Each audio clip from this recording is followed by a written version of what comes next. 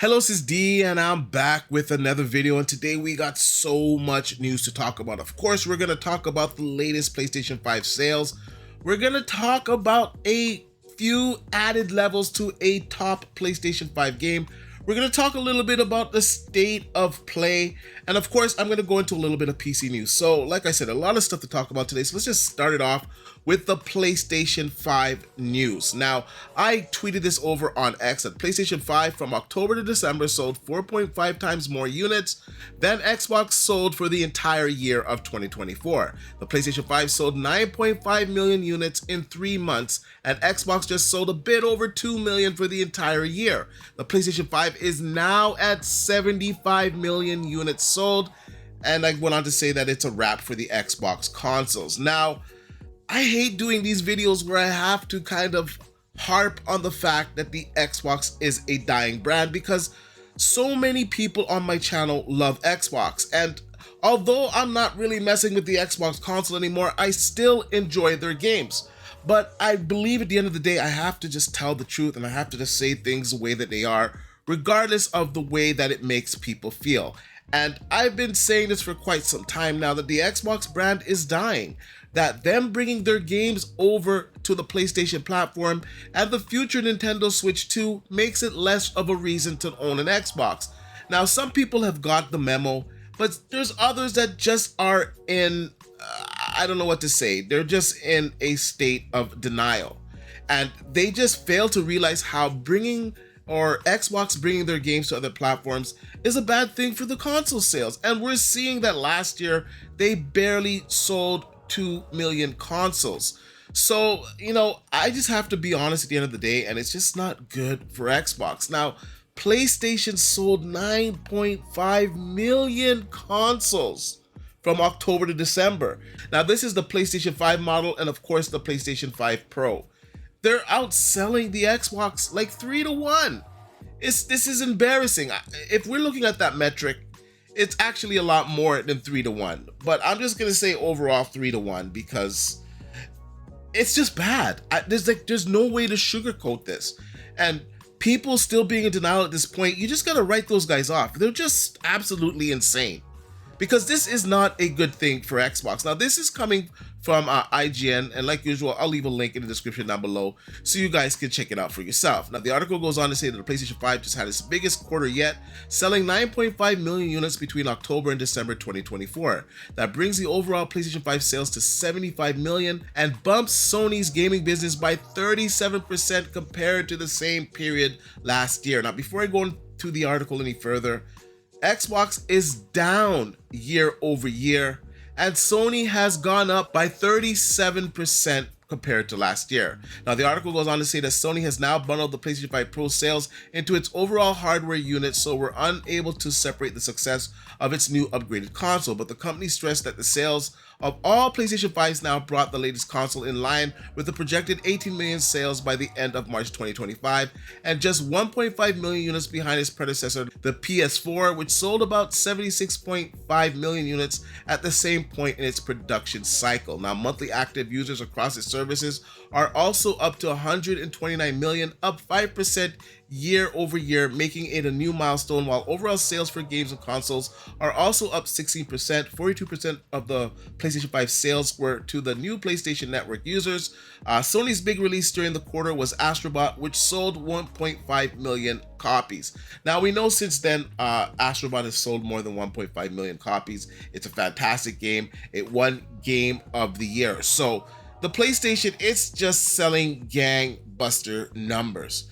And the fact that Xbox games are being announced for the PlayStation, I'm sure it's also driving some sales, because there's got to be some customers out there that wanted to buy an Xbox for a specific game.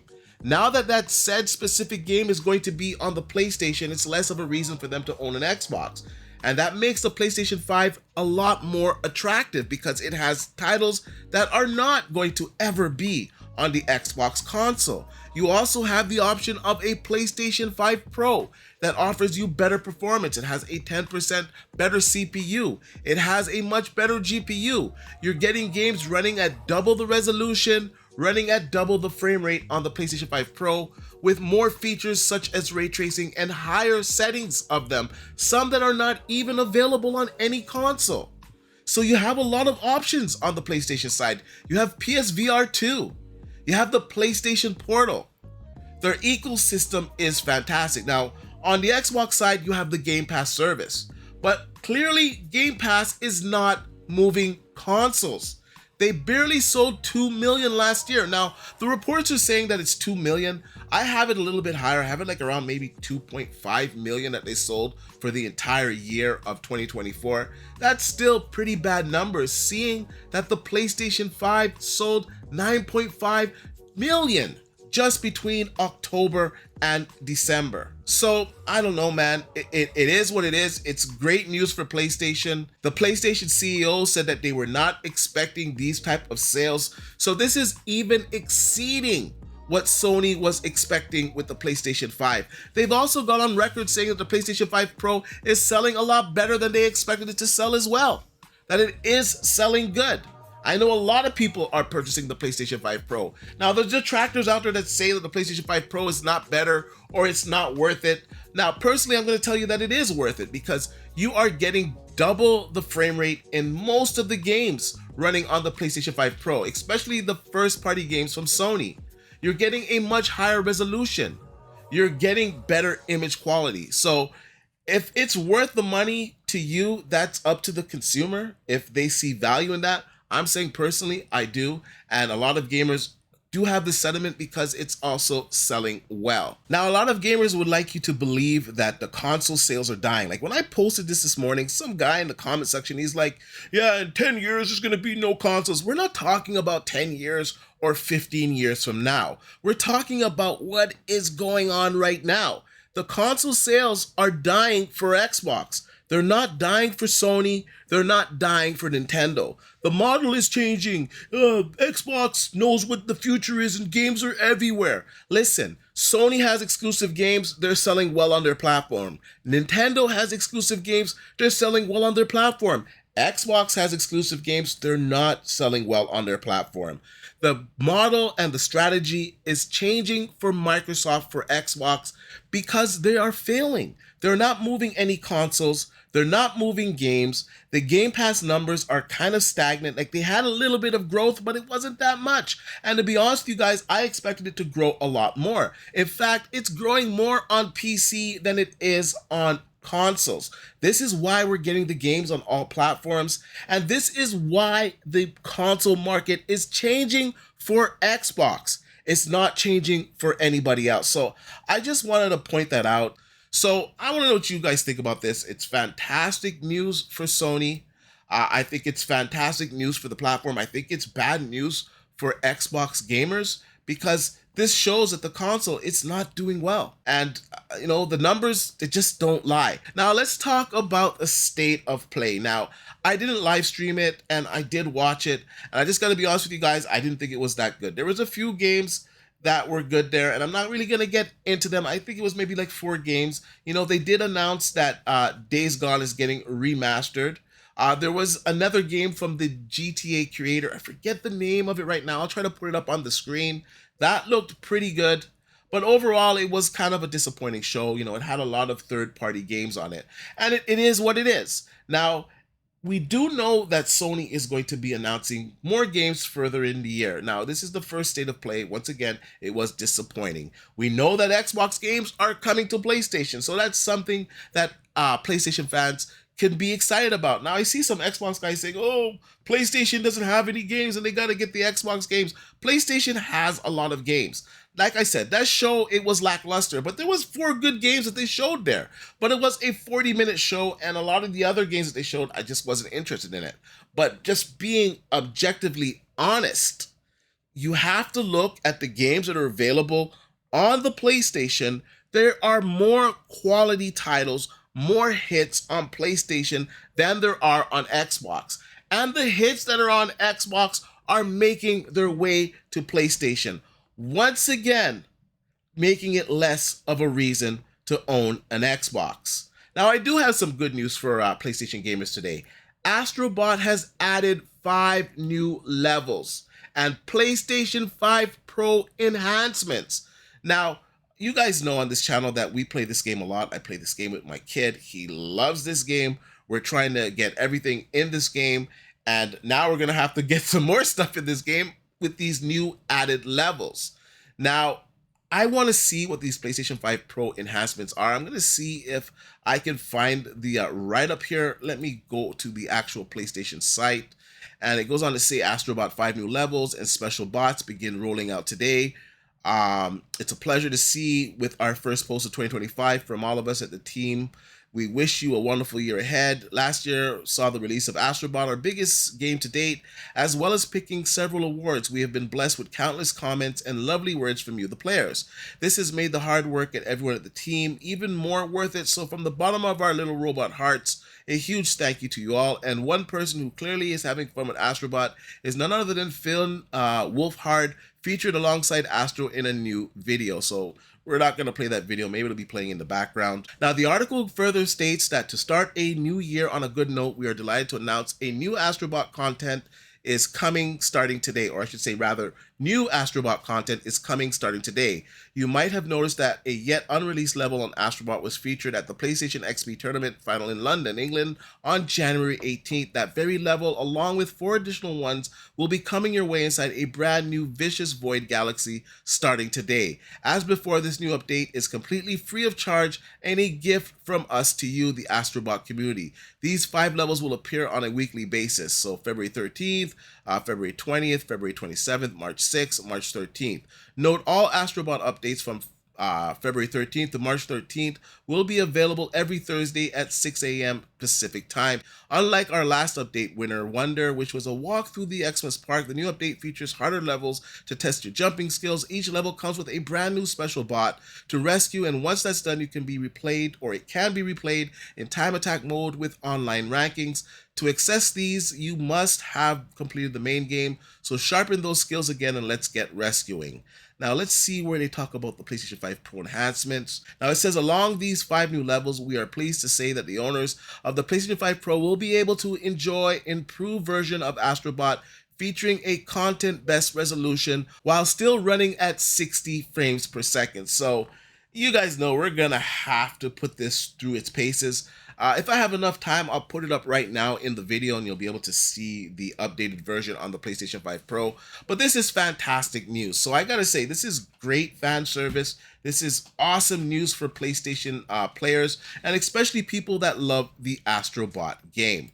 Okay, now we're gonna switch over to a little bit of PC news. And there are some reports that are circulating that the 5070 is delayed till early March. Now, I think they're trying to put a monkey wrench in the plans of AMD because they are also going to be launching their GPUs in March. Now, the 5070 is retailed at $549. And if you guys haven't noticed lately, these retail prices are not really holding out. The only cards that I'm seeing retain their retail price are the Founder Edition cards. Apart from that, all the cards across the board have gone up. Now, I'm still waiting for my card to arrive, so hopefully I'll have it next week. And a lot of people are still trying to secure them a 5080 or a 5090. Now, I will say I have seen more 5080s out there. I have seen a few 5090s, but the ones that I've seen, they're all extremely expensive. So the delay of the 5070 launch, I can't say is a good thing for gamers because the price at $549, if it delivers on performance, is a great price. However, Nvidia has confirmed that the 5070 Ti will be launching on February 20th. Now, the bad thing about the 5070 Ti is that there's not going to be any type of Founders Edition. So I don't know if we're really going to see this card at its MSRP of $749 US. Now, I'm hoping that we will see it at this price, at least a couple of partner cards. But looking at the trends, it doesn't appear that this card is going to be readily available in MSRP. Now, the 5070 Ti, when I look at the specs, they're very close to the 5080. Well, we don't have that much longer to wait. So February 20th, we're going to find out what the benchmarks are for this card. I'm probably going to get one launch day. I do have an order to build one of these 5070 Ti rigs for somebody. So we will have it on the channel. Maybe we'll do a couple of benchmarks with it. Now, like I said, looking at the specs, it's not far off from a 5080. It's pretty close. And I really do believe that if you overclocked it, you could achieve 5080 stock levels. But if it's really that close to the 4080 Super, I think that AMD really has an opportunity here to shake up the market, to be disruptive. And that's the perfect segue because we're going to switch over to some actual AMD news. Now, this is coming from videocards.com. AMD's Radeon RX 9070 XT GPU Z specs leak. It has 4,096 cores. Of course, we all know that it has 16 gigabytes of memory. It's going to be clocked at 3.1 gigahertz. That's going to be the overclock boost. Now, traditionally, my experience with AMD is that these cards, they overclock well. Now, if it's coming out the box with boost speeds of 3.1 gigahertz, I can only imagine how good the overclock will be on this. Now, we've heard for quite some time that the 9070 XT is going to beat a 4070 Ti. That is going to be around 4080 Super performance. Now we're hearing that the 5070 Ti is going to be 4080 Super performance. So if the reports are correct that the 9070 XT is going to be priced aggressively, I think that Nvidia is going to have a problem with the 5070 Ti. This could be why they have delayed the 5070. Maybe they're going to slash the price on that even further. I'm not quite sure what's going on with the delay of that. Maybe it's something to do with the fabrication. Maybe they want to have enough cards in the market. I think the most likely scenario is that Nvidia wants to have a lot of cards to flood the market at the time when the 9070 and 9070 XT cards launch. Now, if the performance is like we're hearing for the 9070 XT, I have to be adamant here.